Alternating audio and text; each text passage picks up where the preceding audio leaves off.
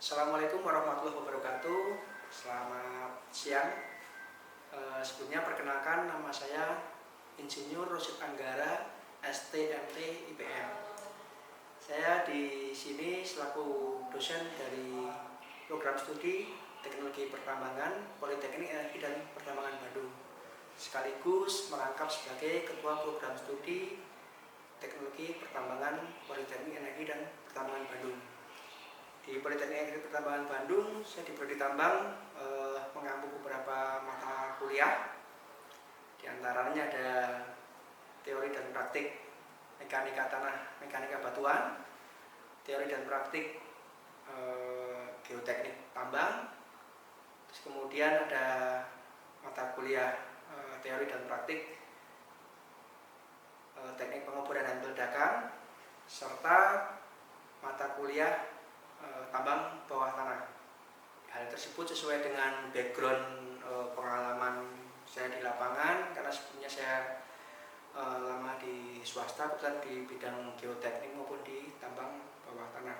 Dan bahkan sampai sekarang ada beberapa pekerjaan dengan kerjasama dengan perusahaan terkait dengan geoteknik maupun dengan bidang saya yang lain, yaitu tambang bawah tanah.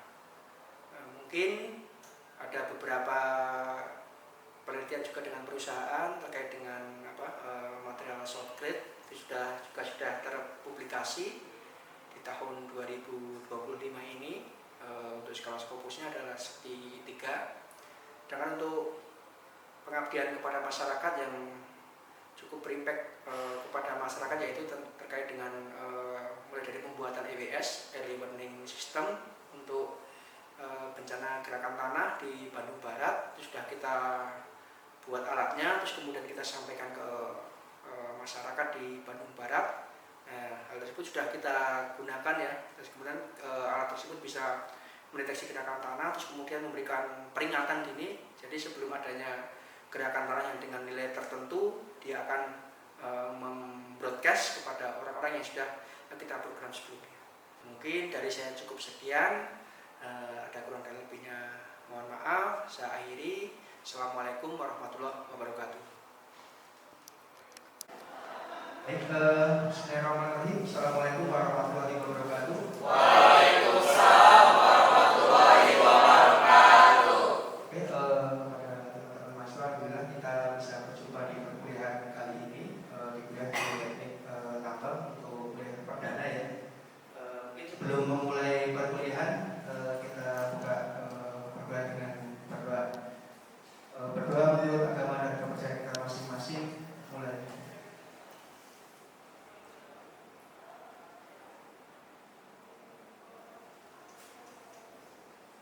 Cukup. Baik, untuk sebelumnya, perkenalkan saya dosen di sini, saya Rosid Anggara, dosen untuk mata kuliah geoteknik tambang. Sebelumnya saya akan mengabsensi untuk adik mahasiswa. Yang pertama Aditya Siva Faida. Kita renang saja. Aditya Sanati. Faisal Rito. Ilang Budi Handoko. Jesse. Mia Audia. Muhammad Akbarisi. Endias Susilawati. Nur Hadi Pisawati. Rayhan Mawar. Medina. Rio Setiawan. Samira. Terima kasih. Topia. Siva. Vidya Asrati Syafia. Siva. Oke, terima kasih ya atas kehadirannya. Pada kesempatan kali ini kita akan sama-sama belajar untuk perkuliahan geoteknik tambang. Oke, untuk pertama yaitu mata kuliahnya, mata kuliah geoteknik tambang dengan kode mata kuliah TP 2307 dengan bobot SKS sebanyak 2 SKS. Untuk mata kuliahnya pertama yaitu deskripsi perkuliahan. Yang pertama yaitu mata kuliah ini mempelajari tentang pemahaman prinsip-prinsip teknik geoteknik dalam dunia pertambangan. Sedangkan untuk manfaat dan tujuan dari perkuliahan ini yaitu memberikan pemahaman secara praktis terkait penerapan prinsip-prinsip geoteknik dalam industri pertambangan. Untuk strategi perkuliahan dilaksanakan sebanyak 14 kali perkuliahan kita lakukan dan kita berupa ceramah diskusi dan tugas. Untuk syarat mengikuti ujian yaitu minimal kehadiran 80%, dan tugas kuliah akan diberikan sifatnya wajib dikerjakan oleh mahasiswa, hasilnya bisa dikumpulkan sesuai dengan waktu yang telah ditetapkan. Untuk referensi, ada beberapa referensi ya, mulai dari Undang-Undang 3 tahun 2020 tentang pertambangan mineral dan batu bara dengan Stability Around Exhibition in Online. Terus kemudian untuk nilai penilaian ada nilai dari UTS, UAS, tugas serta kehadiran. Bobotnya dari UTS dan UTS-nya 30%, UAS-nya 40%, kemudian ada bobot tulis 10% dan tugas sebanyak 20%. Untuk angka mutunya ada nilai A, AB, B, BC, C, CD, D atau E. Sampai sini ada yang mau ditanyakan terkait dengan kontrak mata kuliah? Jelas Pak. Jelas, baik, terima kasih. Saya lanjut. Sebelum saya mulai perkuliahan ini, saya tampilkan RPS dari mata kuliah geoteknik ini ya. Baik, untuk RPS-nya ada rencana pembelajaran semester untuk mata kuliah geoteknik tambang. Yang pertama, RPS ini disusun oleh kebetulan saya sendiri, diperiksa dan disetujui oleh saya sendiri selaku ketua program studi. Untuk yang pertama, ini ada identitas mata kuliah. Yang pertama ada kode mata kuliah, ada TP2303. Nama mata kuliahnya Geoteknik Tambang dengan bobot mata kuliah sebesar 2 SKS. Untuk pelaksanaan perkuliahan ini dilaksanakan di semester 3. Dan untuk mata kuliah Geoteknik Tambang ini ada mata kuliah prasyarat, sehingga apabila mata kuliah prasyarat ini tidak lulus, otomatis mahasiswa tidak bisa mengambil mata kuliah geoteknik ini. Untuk mata kuliah prasyarat yang pertama yaitu ada geologi dasar dengan kode mata kuliah TP1104. Yang kedua ada mata kuliah geologi struktur dengan kode mata kuliah TP1203. Sedangkan yang ketiga ada mata kuliah mekanika tanah dan batuan dengan kode mata kuliah 2304. Sedangkan untuk dosen pengampu mata kuliah ini, yang pertama ada saya sendiri, terus yang kedua ada Bu Dianika Arianti STMT, terus kemudian ada deskripsi mata kuliah. Pertama, mata kuliah ini mempelajari tentang pemahaman praktis tentang penerapan prinsip-prinsip teknik geoteknik dalam pertambangan dari perspektif perencanaan, desain, dan operasi yang mencakup batuan lunak dan keras. Jadi ada mulai dari soft rock maupun hard rock, serta sistem penambangan bawah tanah dan terbuka. Sedangkan untuk capaian pembelajaran lulusan ini, teman-teman mahasiswa harus paham ini. Ada CPL, yang pertama ada kode CPL, ada skep atau S. Unsur CPL-nya ada S2, yaitu menjunjung tinggi kemanusiaan dalam menjalankan tugas berdasarkan agama, moral, dan etika. Untuk sikap yang kedua yaitu ada bekerja sama dan memiliki kepekaan sosial serta kepedulian terhadap masyarakat dan lingkungan. Sedangkan untuk sikap yang ketiga yaitu taat hukum dan disiplin dalam kehidupan bermasyarakat dan bernegara.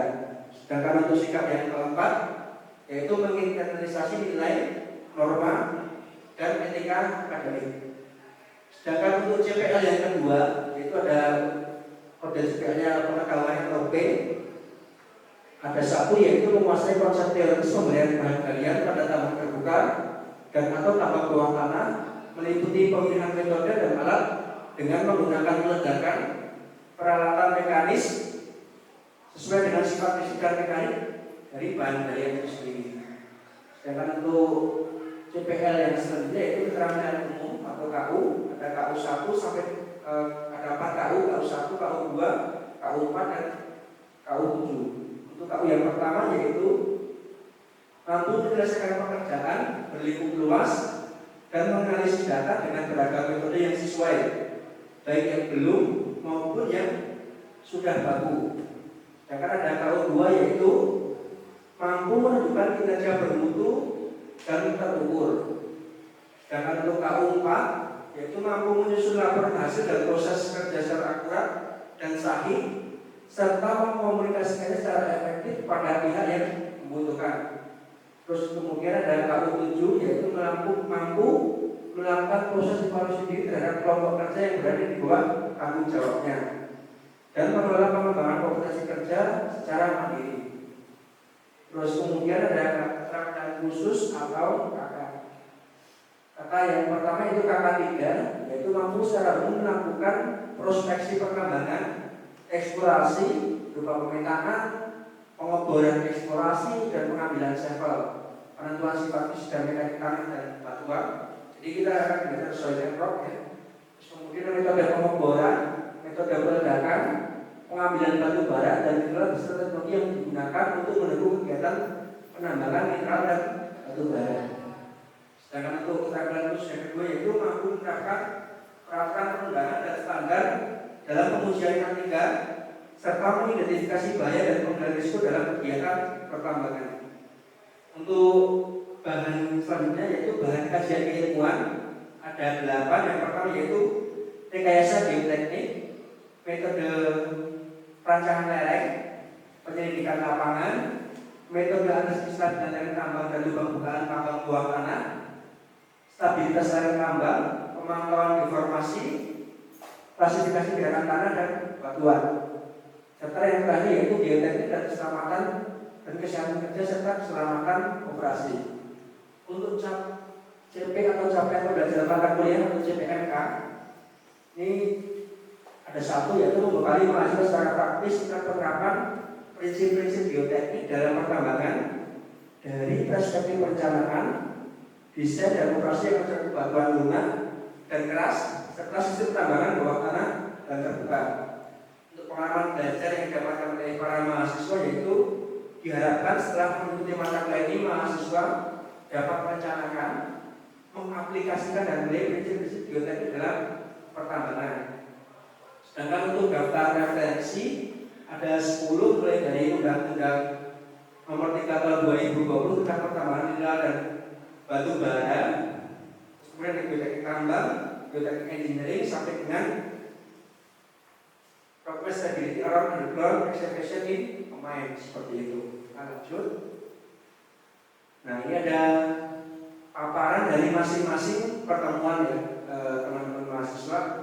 Yang pertama yaitu pertemuan pertama harus mencapai kemampuan yaitu memahami prinsip dasar dalam rekayasa geoteknik. Yang kedua yaitu memahami prinsip dasar dalam analisis kestabilan lereng. Untuk materi pokoknya ada pengantar rekayasa geoteknik.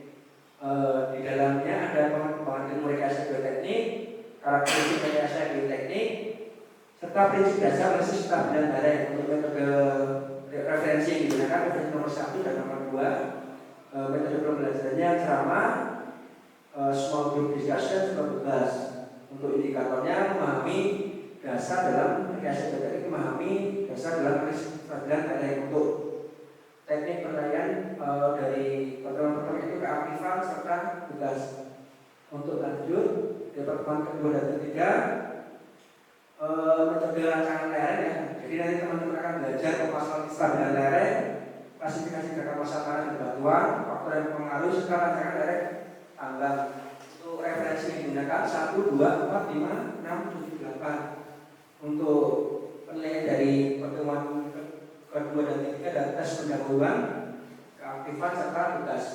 Untuk materi 4 dan 5 mulai dari kita mulai belajar ke pendidikan lapangan, mulai dari pemetaan topografi, pemetaan geologi, pengeboran geoteknik, pengeboran bidang kontinu, pengujian mekanika batuan di situ serta pengujian metode geofisika. Untuk metode referensinya 24 dan 7, penilaiannya dari aktifan, kuis, serta tugas. Lanjut di pertemuan 6 dan 7 mulai teman-teman akan belajar menganalisis kestabilan lereng tambang dan lubang-lubang bawah tanah ya. Jadi teman-teman akan nanti bermain di analisis kestabilan lereng serta metode tambang bawah tanah. Untuk teknik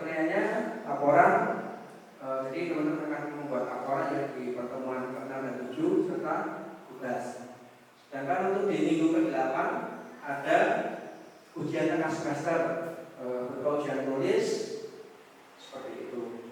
Untuk setelah UTS nanti di pertemuan 9 dan 10 teman-teman sudah menganalisis tadi di pertemuan ke 6 dan 7 nanti akan melakukan stabilisasi dari rangkaian lereng tadi, akan melakukan stabilisasi lereng tambang serta lubang bukaan tambang bawah tanah. Untuk penilaian di pertemuan 9 dan 10 mulai dari keaktifan, kuis, laporan, serta tugas. Sedangkan untuk di pertemuan 11 dan 12 nanti teman-teman sudah mulai bisa stabilisasi. Nah, kita akan belajar tentang pemantauan informasi sejauh apa baik itu lereng maupun tambang tanah itu mengalami perubahan informasi, misalkan mengalami berapa perubahannya, kemudian berapa sih nilai amannya, terus kemudian solusinya apa. Nanti ada poinnya dari keaktifan, kuis, dan laporan. Sedangkan untuk pertemuan 13 dan 15 ada studi kasus terkait desain tambang terbuka, ada aduan lemah, penentuan dan lubang bukaan, serta desain geoteknik pada survival open stopping. Untuk penilaiannya mulai dari keaktifan, kuis, laporan, dan tugas. Sedangkan untuk di pertemuan ke-16 nanti ada ujian akhir semester berupa ujian tulis. Sedangkan untuk selanjutnya ada kriteria penilaian, mulai ada tampilan dari kisi-kisi tes tertulis, ada UTS, UAS, kuis. Serta yang kedua ada rubrik penilaian baik itu berupa tugas, kuis, tes, serta ujian. Nanti dari kisi-kisi tertulisnya kita bisa ke bawah. Oke, ada rubrik. Nah, contoh yang rubriknya ini nanti ada tugas, ada format dari data tulis, kemudian nanti tanya dari 8, 6, 4 sampai dengan 2. Jadi ada keterangannya di sini, ada diagram, ada persoalan, data persoalan, kemudian persamaan, uraian persamaan. Terus ada lampiran 3 dan penilaian. Nah, ini teman-teman yang harus pahami ya. Jadi karena kita kuliah perdana, teman-teman harus pahami. Jadi yang pertama untuk step development di kelas akan dinilai mulai dari yang pertama itu kuis, bobotnya 10%. Yang kedua ada tugas, bobotnya 20%. Ada UTS, bobotnya 30%. Sedangkan ujian akhir semester atau UAS besar 40%. Jadi totalnya 100%. Untuk skala nilai ini ada 85 sampai 100, nilai hurufnya A, bobotnya 4, kategorinya sangat baik. Sedangkan untuk 78 sampai dengan 84 nilai hurufnya AB dan bobot nilai 3,5. Kemudian nilai B itu 70 sampai 77, nilai BC 65 sampai 69. Kemudian ada nilai C. Ini 60 sampai dengan 64, sampai nanti terakhir ada nilai D 0 sampai dengan 49. Dan untuk mata kuliah geoteknik tambang ini syarat lulusnya minimal C. Jadi kalau teman-teman nanti dapat nilai CD berarti tidak lulus di mata kuliah ini, seperti itu. Oke, sampai sini untuk penjelasan KPS perkuliahan kita. Apa yang perlu ditanyakan? Jelas Pak. Baik. Terima kasih. Kalau tidak ada, saya lanjut ke paparan selanjutnya. Apa itu rekayasa geoteknik? Menurut Hoff di 1981, aplikasi rekayasa teknologi yang diterapkan di bumi dalam hal ini selalu berhubungan dengan material alam, baik dari permukaan maupun dari dalam bumi, baik berupa tanah atau batuan. Biasanya kalau teman-teman geoteknik itu berbicara soil and rock, tapi kalau kita sebagai anak tambang, jarang kita menyebut soil. Soil itu bisa diartikan soft rock, kalau batuan itu hard rock, seperti itu. Di geoteknik sendiri ada dua analisis atau dua bahasa atau istilah. Yang pertama adalah geoteknik, yaitu ilmu yang mempelajari tentang perkeadaan permukaan bumi dikaitkan dengan kekuatan tanah untuk menopang konstruksi seperti bangunan, jalan, jembatan, saluran dan sebagainya. Sedangkan data geoteknik sendiri dengan asumsi-asumsi atau batasan-batasan untuk mencapai hasil yang diinginkan. Kita bisa lihat di gambar contoh dari si penerapan aplikasi atau penerapan rekayasa geoteknik sendiri. Di gambar jelas ya, kita bisa melihat lereng, bagaimana lereng itu bisa stabil atau stable, ya tidak mengalami suatu longsoran. Seperti itu. Kita lanjut. Nah, perkembangan ilmu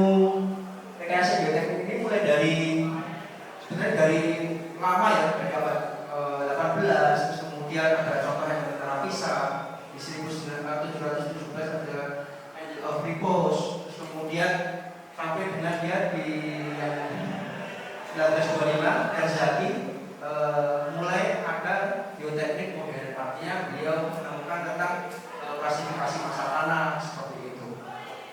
Kita lanjut. Nah, ini contoh litologi suatu tambang ya, hubungan dengan jenis maupun proses pembentukan bahan galian. Kita bisa lihat ya, mulai dari adanya struktur, nah ini magma itu sangat berpengaruh terhadap stabilan dari si lereng atau bahkan material kita kalau misalkan kita taruh bawah tanah si perawan itu sendiri. Nah, aktivitas magma dapat mempengaruhi batuan atau country rock ya, seperti itu.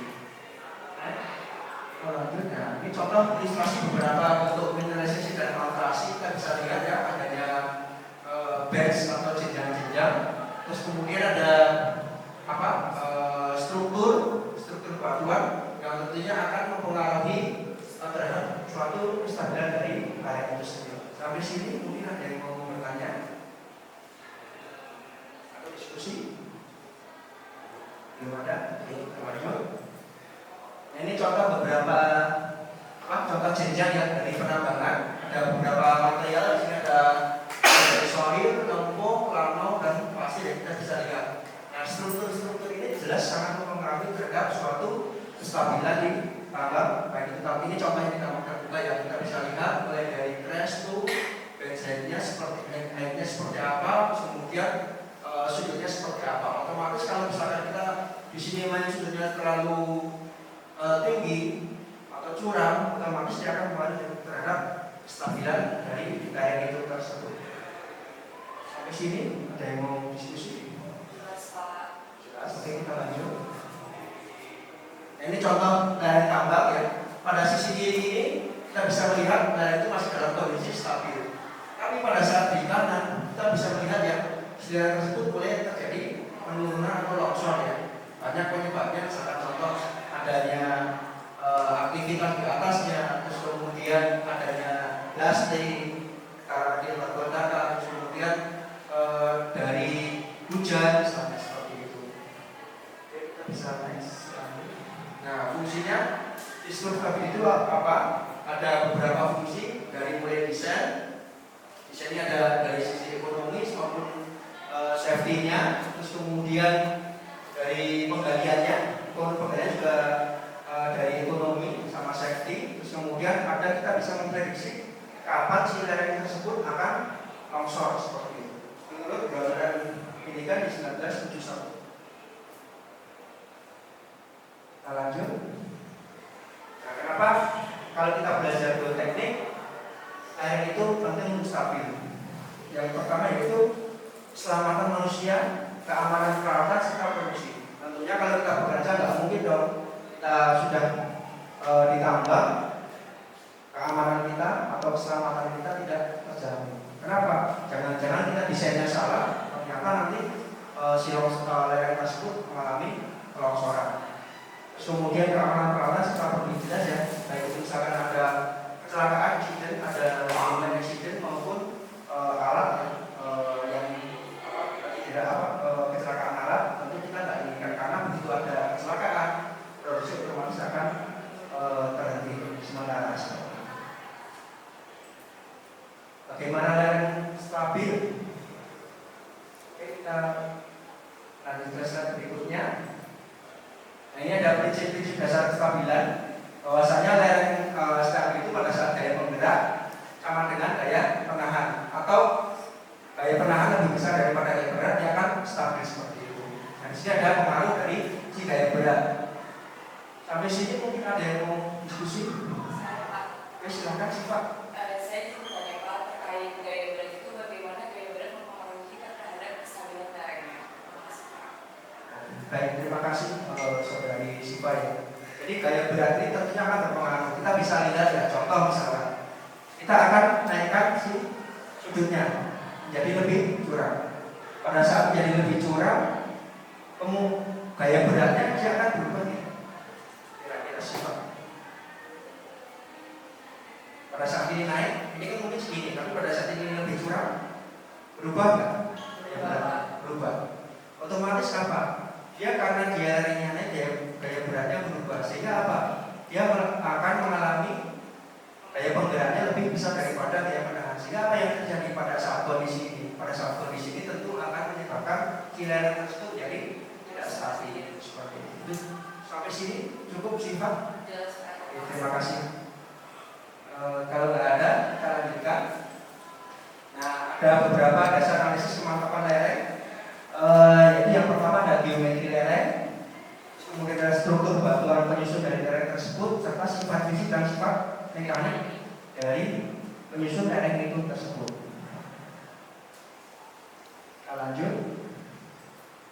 Nah, ini ada FK atau faktor keamanan sederhana, adalah perbandingan antara gaya penahan dibandingkan gaya penggerak.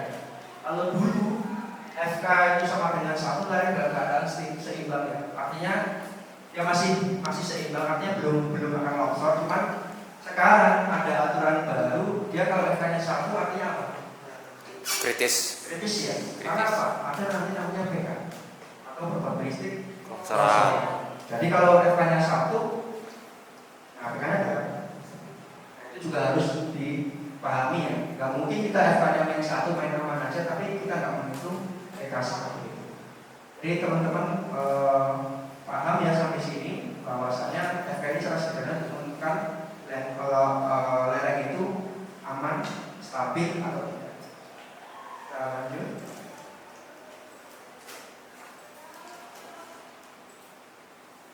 Oke, pertemuan kita sampai ini saya terakhir saya.